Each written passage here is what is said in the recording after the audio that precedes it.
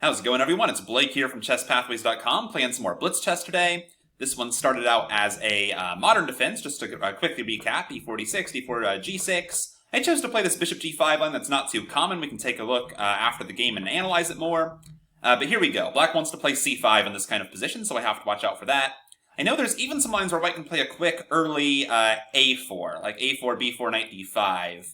I'm just not sure how much I like that here, but I might go for it. It's creative. Because if I castle, I think you just play c5, and I'm trying to think how I would handle that. I mean, d5 is possible, I guess, but I feel like you're getting lots of pressure on my center there. Let's play a4 and see how it goes. I'm threatening your b5 pawn, and if you push it, I want to play knight d5. I know I get double pawns, but somehow I don't mind too much here. Maybe that's a misjudgment, but I don't think you can just win one of these pawns, and it really restricts your central pawn breaks. Although, looking at it now, I am kind of worried you just play like knight f6, I don't know, knight b6, and it might be hard to defend this pawn on d5, but I can always play c4, and if you take on passant, I'll just take and put the other pawn on c4. That's kind of the idea here. So let's see how this goes. You also don't have to take the knight. You could play, for example, c6, and there I thought I might just play knight e3. That's another, possibility here. And I'll probably just castle kingside and try to increase my pressure here on the black center that I've already built up with all these central pawns. So we'll see how this goes. I know this pawn looks vulnerable, but I do have the pair of bishops. I'm guessing knight f6 will be played.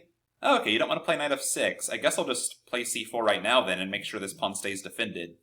If you take on passant, that's fine. I just take and put that pawn on c4. Okay, so you give up your right to take on passant, and now I just want to, pile up on this semi-open e-file. This was the idea. These double pawns kind of look good to me in general. So maybe rook e1, but maybe I want this rook still here in case they want to play f5 later. Queen e2 looks reasonable, followed by rook a to d1, or sorry, rook a to e1. And how do you defend this e7 pawn? You can't play e6 right now. That wouldn't be safe. Plus, you're trading off my double pawn. Okay. Oh, so maybe leading with the queen isn't the best idea, because now you can try to make e6 work, I believe. It still looks okay for me because you trade off my double pawn, I have great central control, and you're walking into this pin. But I think you can play e6 here. e6, I take, you take with the rook, maybe? And then what? Queen d2, queen c2? In any case, I think it's still, somewhat pleasant here for white. I don't think you can ever target a4 too well. I think I'm always just going to play b3. I was just looking at ideas for you to play like b3 to stop me from playing b3, followed by like knight b6. But I don't think that's very scary. This pawn would be weak too on b3. I have a rare time advantage while making these videos. Hopefully I can make use of it. And I wonder what black's considering here. h6 is certainly a candidate move. e6 certainly has to be kind of the main candidate move, at least the most obvious one. If you don't play e6, what would I do here? I might just move the queen off of this file. And I'm trying to think how to increase my pressure in the center. f5 might be a desirable break to play for at some point. You probably don't want to take me if I play f5, because, I mean, you're splitting up the pawns in front of your king. I could quickly, come over and try to checkmate you. And that would also make e5 even harder to achieve. So I might just play f5 if you don't play e5 here. And black's really thinking a lot. Oh, wow, okay, they do go for the b3 idea, just really trying to go after the a4 pawn. I'm not sure about this, though. I feel like this pawn is weaker than my a4 pawn. So what if I just play queen d1, get the queen off the file, and attack b3? Kind of kill two birds with one stone. Okay, you can defend it. I'll attack it again, I guess. And I guess you're going to meet this with knight b6 is the idea. Very creative. Maybe I just switch and play f5 here. Oh, you have rook b4 too. This is actually okay. There's some merit to this idea. Interesting. I could also play queen d2 and switch my target to the a5 pawn, but then again, rook b4 is very annoying. So let's play knight d2. The knight doesn't do a whole lot here, and I want to play f5, I think, in some cases. If you play rook b4, I think we just trade the b pawn for the a pawn, which I guess is fine. You can't defend the b3 pawn. It's just a matter of what you're going to get for it. You're probably going to get a4 for it. But But I guess a5 could be a target in some cases. Okay, you're going to try to pick up... Well, wait a minute. Okay. So if I take with the queen, I guess you play knight takes. d5 is the idea. And I know I'm swapping off like a double pawn for a non-double pawn, but nonetheless, I think this d5 pawn is very, very valuable. If I take with the knight, though, what do you actually have? Knight takes b3, knight takes a4, knight takes a5, then you have knight takes b2 at the end. I was just excited because I saw knight c6 at the end of that too, but you're taking my queen first. Nonetheless, okay, knight b3, knight a4, knight a5, knight b2. I just play queen f3, and you can't stop knight c6, can you? That looks kind of pleasant for me. I hope I'm right on this. Okay, you're going to take on b2. We both swapped 2 sets of pawns. But now I thought I'd just play... Let's actually play queen c2, just so I can, I guess, get a tempo. And I just want to play knight c6 next turn, and I don't think you can stop me. That's why I was willing to go for this. Okay, that's fine. And now you still can't stop knight c6. So I kind of like this for me. My rooks are both very good too, and your bishop and knight are not really doing a whole lot. It's going to come down to kind of a little time scramble here, but I like my chances. Maybe start doubling on... Well, maybe double on the e-file. Probably double on the e-file. Although I have to watch out for you playing e6 and undermining the knight. That is certainly a concern. Let's actually play... Okay, let's play rook b1 because you can't contest this file. I like this idea. Okay, you get an open file. You're going to play e6, I think. Okay, I guess not. Okay, let's threaten... Well... I'm just worried about e6, undermining my knight's position. Let's play queen f3 so I don't have to worry about that. I'm also eyeing the rook a little bit. And now I can play rook e1 maybe and target the e7 pawn. Okay, let's target e7. I'm not worried about e6 now because I can just take. Okay, I tie you up. Let's go after e7. Maybe now you play e6 though. Okay, wait, can you do that? I have 4 attackers, you have 4 defenders? Okay, I just have to kind of play on instinct. I'm worried about e6. Okay, fine. Okay. This is just instincts at this point. I'm not sure how good these moves are. Okay, I'm just trying to expand a little bit. Okay, you're just doing nothing. I'll improve my king. I want to break with f5 at the right moment and increase the pressure. Okay, f5. Okay, let's switch to playing for h4. Okay. Okay, I might want to double on the h-file? Is that too greedy? Also, e6 is a gaping hole now. Can I come after it? Okay, you're trying to activate. Let's threaten e7. Okay. I guess I'll defend it. Okay, I'm just going to open the h-file. Okay. I just can't get to it very easily. Let's maybe come back and try to threaten e7 because your rook's far from home. I don't think you have anything here. I do have to be careful, though. Your knight and queen just can't participate. Okay. Now you're going to play rook h4, I'll play king g3, and you have no checks. But you can threaten to give checks. That's the annoying thing. Okay. Let's threaten e7. Okay, I guess I'm not actually threatening e7. Okay, let's trade off your rook because it's your only active piece. That's how I'm thinking here. And now your knight and queen are horrible. Okay. Queen e6. Straighten out the pawns. Look at this knight. This knight's in prison forever. Literally forever. The knight can never do anything. But you can pressure g4 and kind of keep my king in prison forever.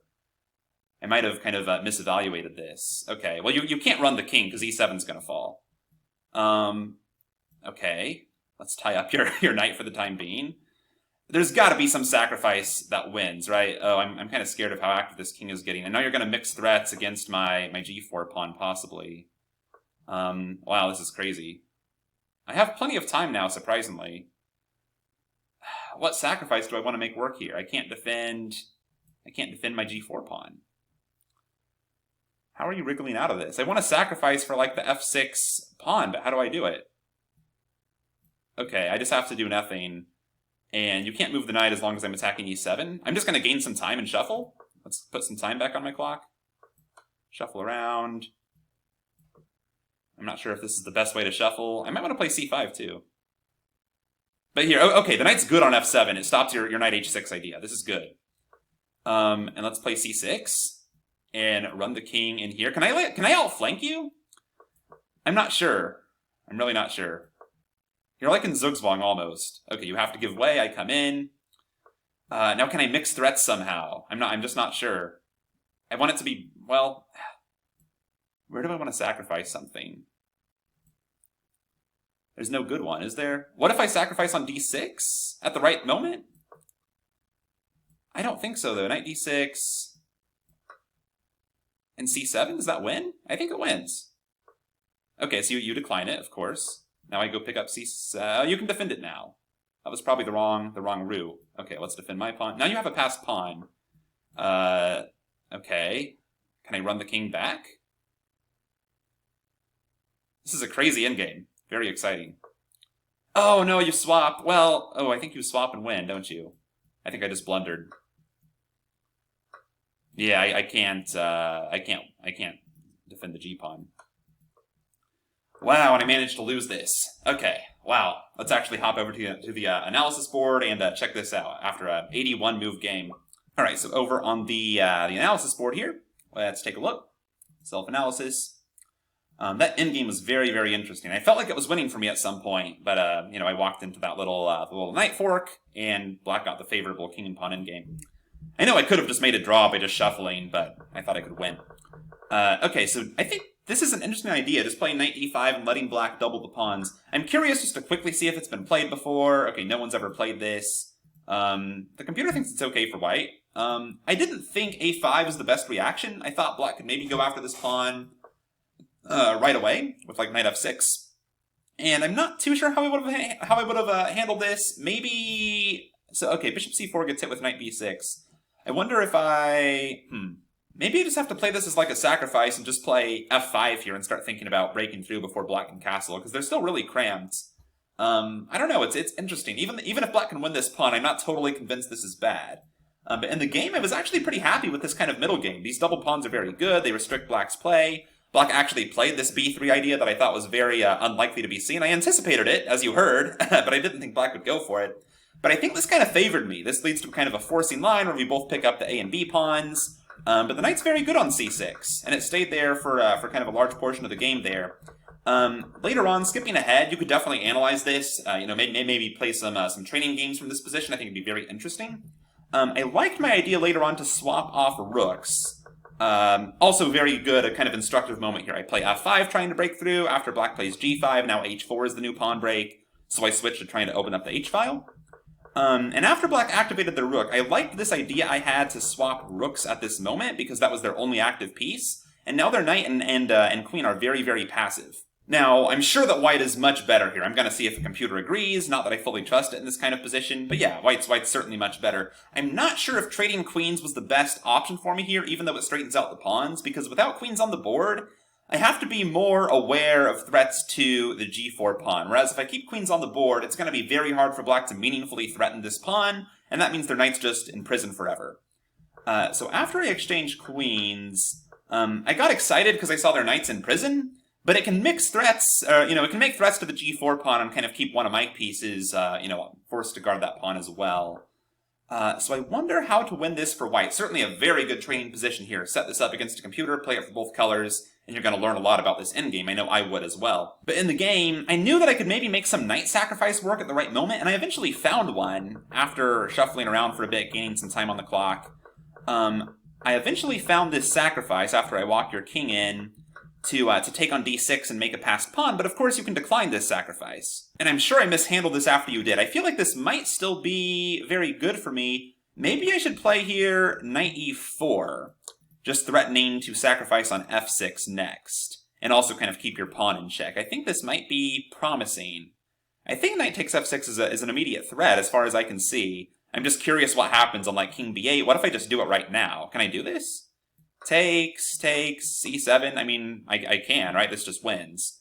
So you can't take. So you have to meet knight takes with like g4. And then I think I just step back. And now I have all kinds of breakthrough ideas, and the knight watches over the pawn. I think this would be winning for me. So I think I missed this. I'm not sure how you actually defend this. So I think I was definitely on the right track. Kind of infiltrating, finding one of the knight sacrifices to make use of my space advantage because my pawns are so close to queening. And it really came down to missing one move here in Time Trouble, I believe, that turned this from winning to losing when I, where is it? Right here, when I played King B5, just walking into a simple little fork here. It's not a fork that wins material, but it is a fork that wins the game because the king and pawn endgame is now winning for black. This pawn is not able to be stopped. So unfortunate finish, but a very interesting game, both in the middle game and in the end game. Thanks for watching, everyone. Please make sure you visit chesspathways.com and get signed up there. It's totally free, only takes 5 seconds, and I will send you a free move-by-move guide to chess thinking when you sign up. It took me way too long to become a chess master, and I want to help you do it in a fraction of the time. Thanks, and I will see you there.